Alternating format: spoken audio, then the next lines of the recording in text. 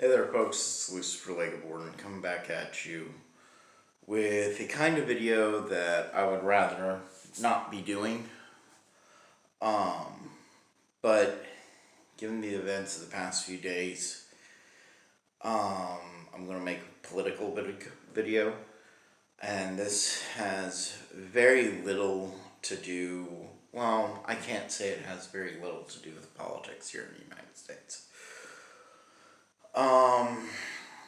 For those people who have watched my channel for past few years, you will know that I used to do political videos and whatnot, and I stopped doing them. I burned myself out on them. But past few days in Afghanistan, events have been transpiring that I called 20 years ago. I knew it was going to be a bad idea to go over there after 9/11, and I've had family who has served in the military and has been to Afghanistan. My own sister, and I used to live in the United Arab Emirates when I was a small child. I want to talk today mostly about what to be expecting to see and what, I can't even say it's a viewpoint of a specific religion or not, but for those people who have served in the military and have seen the things that the Taliban do and have seen the things that ISIS do and have seen just generally the horrors of Islam in general, they'll know what I'm talking about here and what to be expecting. There's a video out of hundreds of people chasing a C-130, or I think that's what it is, but it's a heavy carrier plane, and they're hanging on to it, and I don't know if anybody's seen the full extended version of that video, but the plane takes off with people still hanging on to it, and people start dropping off of it from hundreds and upwards to a couple thousand feet into their deaths. That's how desperate these people are. As I said before, I lived in the United Arab Emirates, the UAE, when I was a little kid, and I had nannies. My family was white collar, and that's just where they were based at the time, was in the UAE. And I had nannies that would take me to the local markets, and I would see in the local markets Sharia law being enforced. And Sharia law is about to start getting heavily enforced in Afghanistan because the Taliban have fully taken over. We were there for 20 years, since 2001, and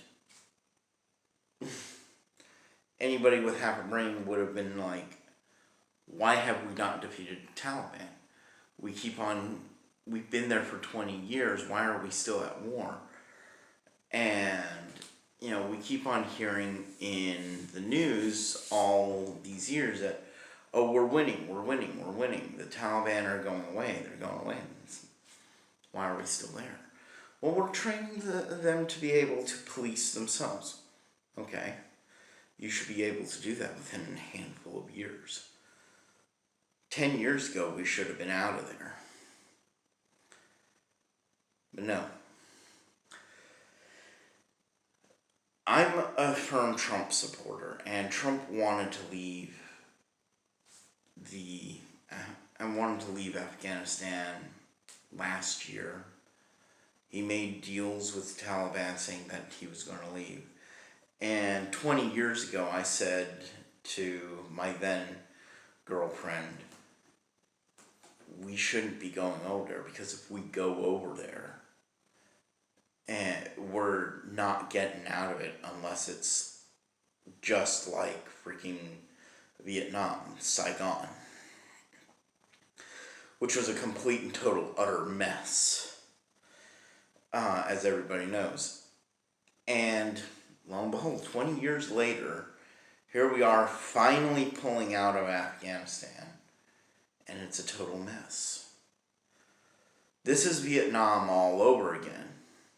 We shouldn't have been in Vietnam. We shouldn't have been in Afghanistan. We punished them for 9/11, and we should have left. That would have been the best result, but we didn't. And now what we're going to start seeing is Sharia law in the streets there. People getting their heads cut off, their hands cut off, people being burned alive, people being hung from road signs. When I was living in the UAE, it was not very nice. It was still the early times when the Islamic natives were starting to really open up to Western cultures, where we could actually go in. It was still very hostile, and we would have to live in compounds that had walls that would protect us. These were compounds for American and British nationals. And this would protect us from the radicals around us. Whenever we went out, we had to go out and escort. We would have our own taxi drivers that would take us places. And these guys would be driving 100, 120 miles an hour. And they were no joke. These were damn good drivers. And if they were caught by these, I don't want to say Afghanis or Taliban or whatnot, because I can't remember what they were back in the early 80s, but they were the equivalent. These fanaticals, these fanatical Islamic groups, if they were caught, they would be drugged out of their taxi cabs and have gasoline poured all over them, and they'd be lit on fire in the streets. And that's one of the best circumstances that they could hope for. Sometimes they'd be buried up to their waist and stoned to death. And that's not a joke. I mean, that's brutal. Sharia law is not a very pretty picture. And what we're seeing in Afghanistan is people desperate to get away from Sharia law. Sorry.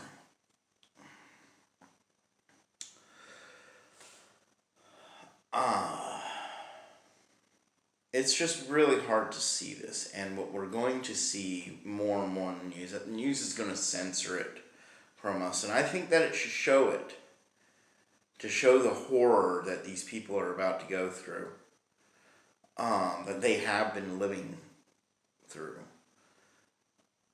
We shouldn't censor these sorts of things. We should have been showing the beheadings. We should have been showing the terror, because now we're not ready, and things are moving forward. And I'm going to say this: if you don't think that there will not be, if you don't think that another 9/11 will happen, you're sorely mistaken. There will be a second 9/11, maybe within a year, maybe within 10 years, but it's coming. On top of that, the display of us pulling out of Afghanistan like this is a huge critical loss. It is showing a weakened America on top of everything else. And if you don't think China and Russia and all of America's enemies aren't watching it closely, think again.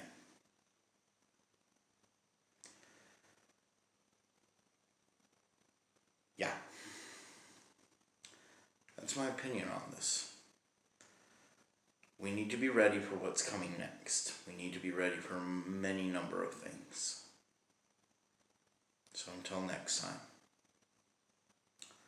That's all I got to say about it. Like, share, and subscribe.